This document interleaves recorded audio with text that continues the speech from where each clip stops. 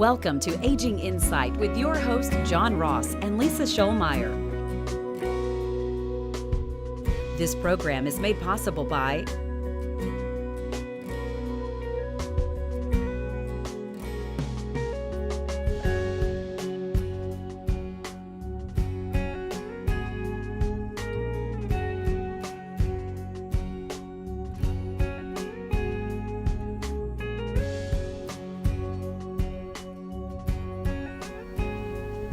Welcome back, everyone, to another edition of Aging Insight. I'm Lisa Shoalmire, and I'm here with my partner, John Ross, and we are here to bring you a weekly information show so that you can have your questions answered about, issues that people mostly encounter as they get a little older and they start thinking about leaving that legacy behind, taking care of their families, aging in place, how they're going to finance their retirement and their aging processes. And so Aging Insight is here to do just that, give you some insight into this season of life. So we're glad you're here with us. That's why we're here. We know that you can navigate through this, but we also know that you're going to need a little guidance. There's just so much to it. There's so many pitfalls, and if you don't know the best way to get through there, you're just not going to make it on your own. So we want to be your partners to help get you through this, and that's why we do this show. That's why we're here. And I will tell you, I bet if I were to reach through the camera and ask you personally, for most of our clients, Lisa, I would say the biggest asset they have is their home. Oh yes, by far. For the vast majority of the clients that we deal with, their single biggest asset is their home. Now, some people have other assets. They might have some savings and some IRAs and things like that. And sometimes they have quite a bit of that.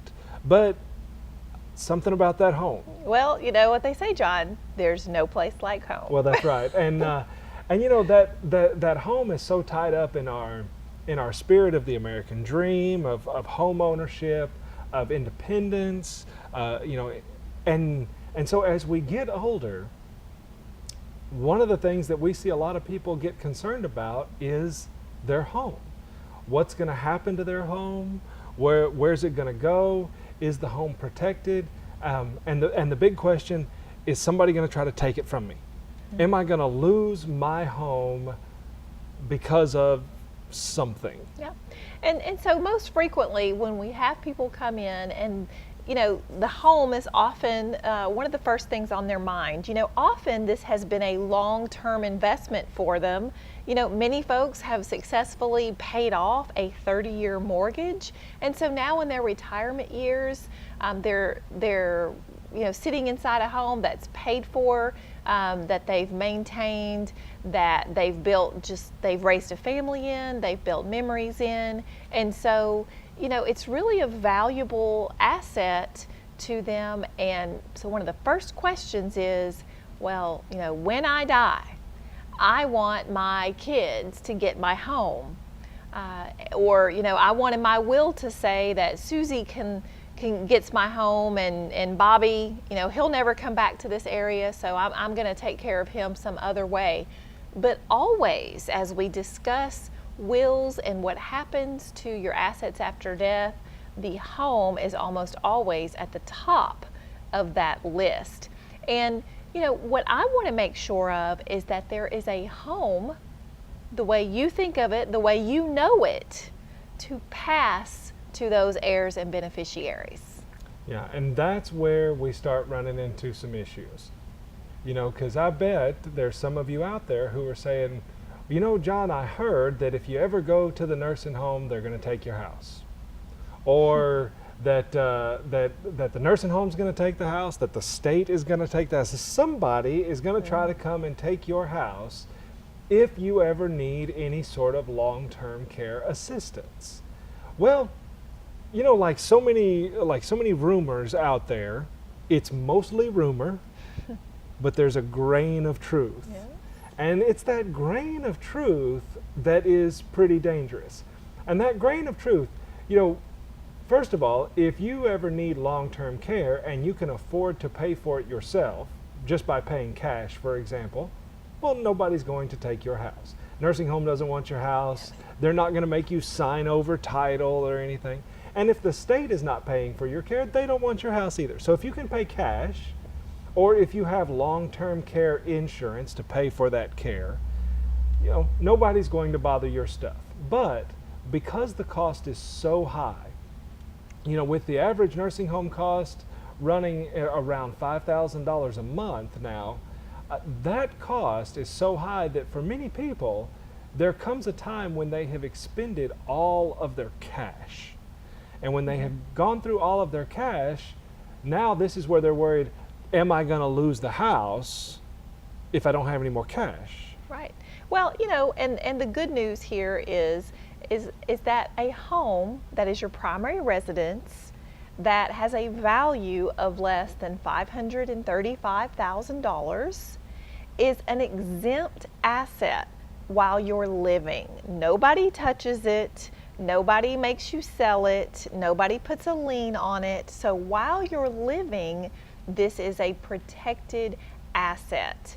So, that's the good news. But John, like you just said a moment ago, when there's a little kernel of truth when we start talking about the state coming in and taking a home or putting a lien on a home. So, I think we should probably dig into that and how best to protect your home when we come back right after this break.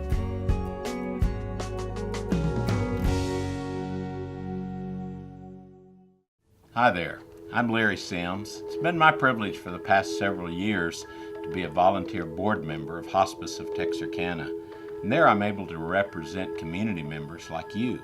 We continually customize our end-of-life care to better meet the needs of our community. As an example, our medical director and nurse practitioner still make visits to homes and facilities. Call today to learn more about the help we can give your family. Hospice of Texarkana, the nonprofit hospice established in 1985 for the community, by the community. With my dad, it was in a hospital setting. And in his situation, he fell into renal failure. He also helped us make the decision to be on hospice. I have to admit, it took a huge weight off our shoulders for him to be willing. That offered us a lot of comfort, along with the hospice company itself, but it gave us closure, and it helped us through the entire process. SEMA Hospice, comfort and care when it matters most. Off of McKnight Road in Texarkana, Texas, the Oaks Independent are apartments for seniors who love secure peace of mind and consistency in their lives. You're going to fall in love with this newly built luxurious residential establishment for the aging adult. All bills are included and all apartments are wheelchair accessible, inclusive with all the amenities. Live in style, comfort, and accessibility. Live independent. Call today to schedule a tour. The Oaks Independent.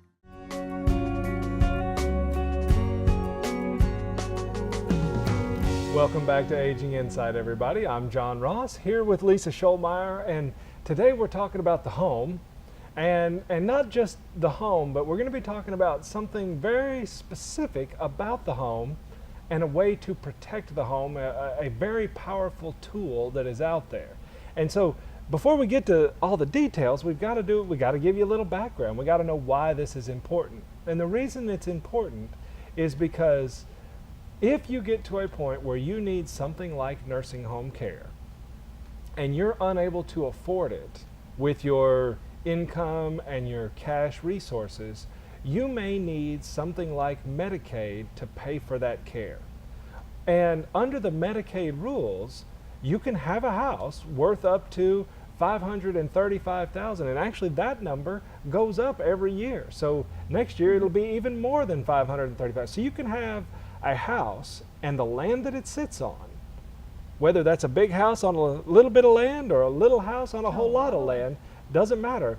The house and the land that it sits on does not count towards your eligibility. So in other words, Medicaid can pay for your care, but you still have that house, comma, But That's right. So, while you're living, the house is considered an exempt asset, but if you do receive assistance for that long-term care that you need, one of the first questions I get from families are, well, who pays the taxes and the maintenance and all of that on the house while mom or dad are receiving that long-term care? And, frankly, I just have to tell you that, mom and dad's income is not going to be available to pay for the maintenance and the upkeep and the taxes and insurance on that home. So, when you're thinking about preserving that home for your heirs and beneficiaries, we need to look at if long-term care is needed for the senior member of the family and the owner of that home, what kind of arrangements can be made to cover that home while that owner is receiving long-term care. So that's one aspect. So we don't want to lose that house because we didn't pay the taxes. no, right, that's certainly right. So, but what John was talking about a moment ago is that home is not a counted asset for your eligibility for long-term care while you're living and receiving that care. But, and that's where the comma came in. Yep, yeah, because with Medicaid, we have 4 little letters, MERP, the Medicaid Estate Recovery Program. Yeah, and so this is the program, and this is where that kernel of truth comes in, that people get the idea that the nursing home or the state will come in and take your house. Essentially, the Medicaid Estate Recovery Program has one job, and that job is to seek reimbursement to the state's Medicaid system for payments that have been made on behalf of nursing home residents who are now deceased. So basically, a collection agency is out there looking to collect on assets that may have been owned by that nursing home resident during their lifetime, such as their home. And one of the big tools that this collection agency uses to get reimbursed for that care is they will put a lien for the value and the cost expended on the care of the nursing home resident. They'll put a lien on the house.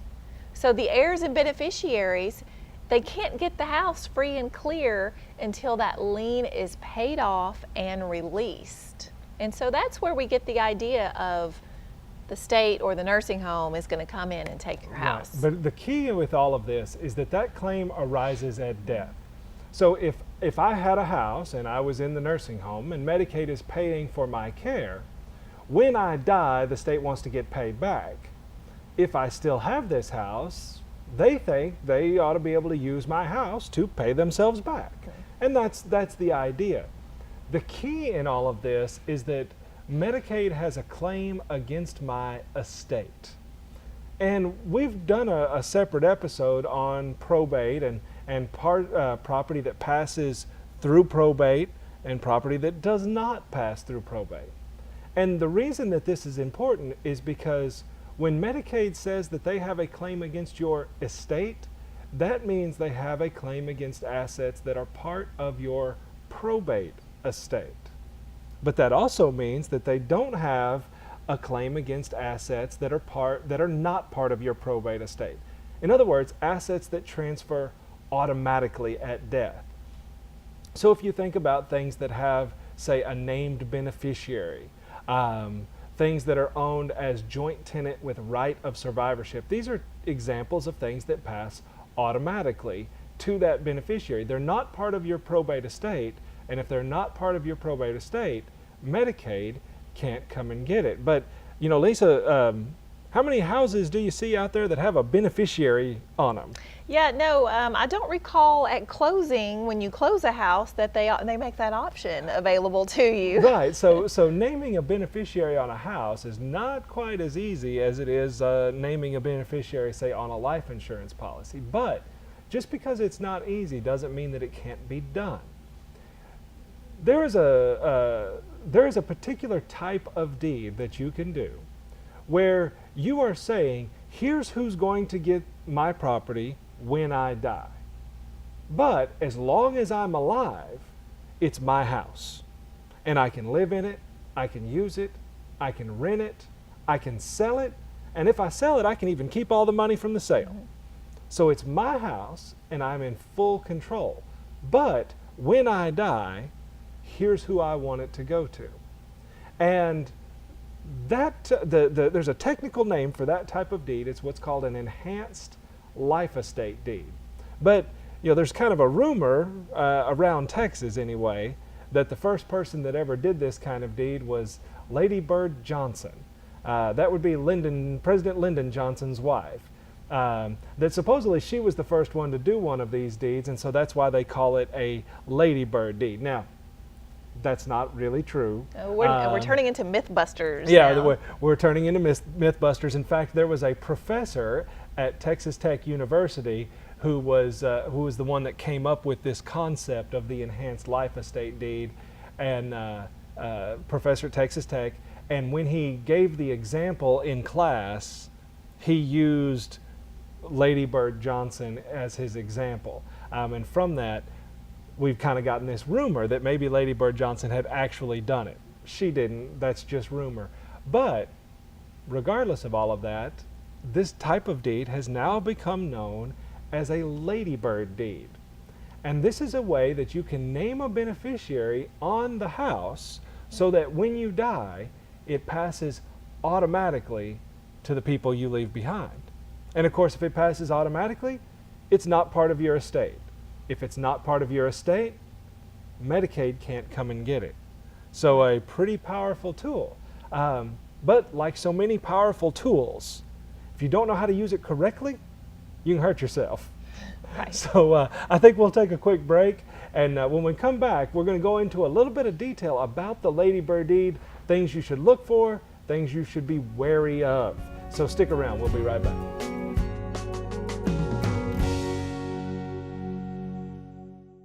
All our moments should be cherished. SEMA Hospice provides comfort care when you need it most with compassion, dignity, and respect. Along with Jordan Health Services, SEMA Hospice provides compassionate continuity of care. SEMA Hospice, comfort and care when it matters most. As things get older, they require more care. This car and I have seen a lot of miles together, but because I take care of her, she runs just like she did in 1955. That's why I chose the Wadley Senior Clinic, with an individualized care plan designed just for me and a convenient location off Jefferson Avenue. They have everything to keep me running like new. It's not about the miles, it's about the journey. Let the Wadley Senior Clinic keep you happy, healthy, and cruising down the road of life.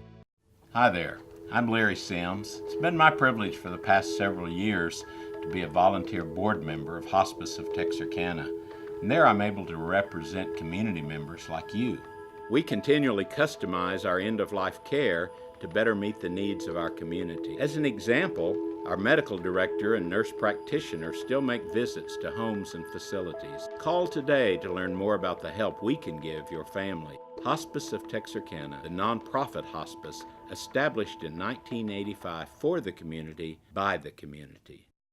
Off of McKnight Road in Texarkana, Texas, the Oaks Independent are apartments for seniors who love secure peace of mind and consistency in their lives. You're going to fall in love with this newly built luxurious residential establishment for the aging adult. All bills are included and all apartments are wheelchair accessible, inclusive with all the amenities. Live in style, comfort, and accessibility. Live independent. Call today to schedule a tour. The Oaks Independent.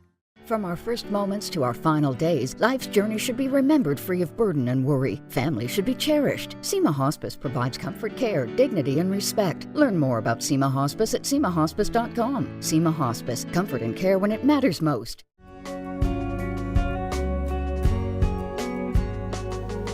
Welcome back to Aging Insight. I'm Lisa Shoalmire, and I'm here with John Ross, and we are elder law attorneys based here in the Arklatex. And we're here today talking about typically the most valuable and most important asset that a senior has to pass on to their family, and that asset is their home.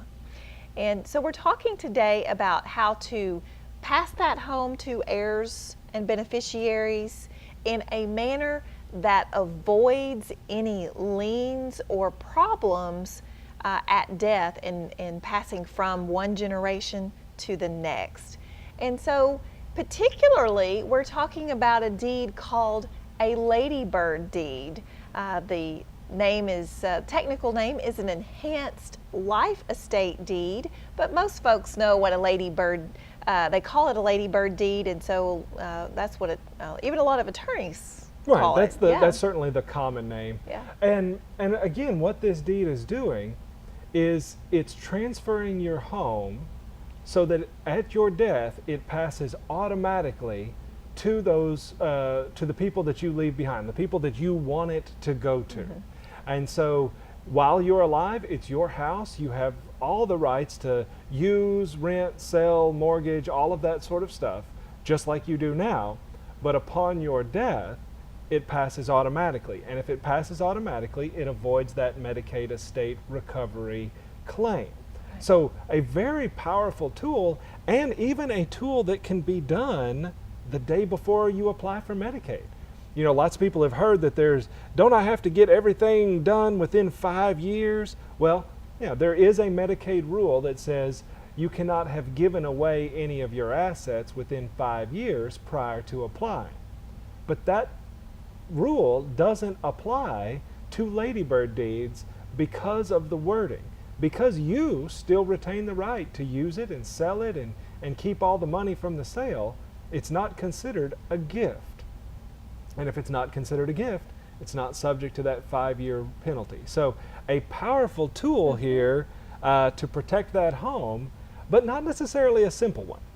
No, you know, one of the things I like about this tool, this ladybird deed, is you said that the property passes automatically at the death of the owner of that home. And so what I like about that is no probate process. Right, So right. Avoids the necessity of probate, at least as it relates to the home. At least for the home, yes. So it avoids probate. So I think that's a real key to this. But it has to be done correctly in order to get that probate avoidance and to get that protection from the perhaps the nursing home or other creditors. Right, so you've got to make sure the wording on the deed is correct. It's got to meet several specific rules on Medicaid. So this is not the kind of thing that you're going to want to get off the internet or at a book in the library. This is a pretty technical deed. The other thing, though, about this is who you're going to be deeding it to. Because most people would think, well, I'm just going to, I want it to go to my 3 kids, and so I'll just do the deed to my 3 kids. Yeah, too. So we have Steve, Cindy, and Julie as the 3 kids who are the beneficiaries of this ladybird deed, and that's great so long as at the time of the owner of that home dies, that those 3 kids are still That's right. there. So, and if you caught our last episode, we talked about protecting the people that we leave behind from things like death, divorce, disability, debts, and things like that. And that even if the only asset you have is a home, a ladybird deed may be the perfect tool to transfer title to that home upon your death so that the state can't get it and so that you can avoid probate. But if the kids themselves are the named beneficiaries, well, those kids' problems could impact their ability to receive that interest that you want to leave behind. For example, what happens if one of those kids predeceases you? Is their interest in your home going to the person that you would have wanted it to? Maybe, maybe not. What if they are in financial trouble, like a bankruptcy? There's lots of different things that could impact those kids. So a better tool is, instead of leaving the house to the kids directly, is to set up a very simple little family trust where you're leaving it to the trust, which is for the benefit of those kids, And that way we're protecting them from these other issues.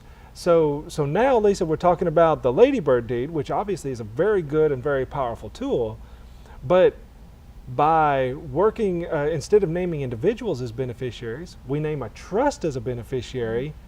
Now, not only are we protecting that house for ourselves, we're making sure it passes down to the next generation, and we can do it in a way that may protect them from any unanticipated consequences later down the road. Right, and the thing I love about using this very simple trust in combination with the ladybird deed is, it's just so flexible. And, so our senior and our homeowner, we do that ladybird deed into the trust. And, if we need to change the terms of the trust later on down the road, we can do that. And That's right. We don't have to redo the whole deed. We don't have to refile a bunch of paperwork. It's a very simple process. Right. So again, the ladybird deed is a powerful tool, but frankly, the way we like to think of it is it's not a ladybird deed, it's a ladybird trust. Because by combining the ladybird deed with a simple trust that you are still in control of, we're protecting the house, we're protecting you, we're transferring the assets, and we're protecting those who leave behind. Just a great simple tool that can last a generation or two. So thanks again once again for sticking around and listening. We enjoy giving you this information. We know you benefit from it. If you have other questions, of course, you can always reach us every Saturday at noon on 107.1, where we have our live call-in radio program, and that's Aging Insight Radio. There's always resources in our Aging Insight magazine that you can pick up at doctor's offices and our law firm and several other places around town. And of course, you can check out our website at aginginsight.com, where you can pick up past episodes of the radio show, and lots of places out there to get information.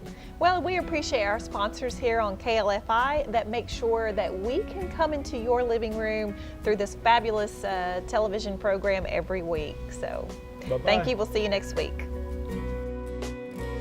Thank you for joining us for this week's Aging Insight program with John Ross and Lisa Shoalmire. This program is made possible by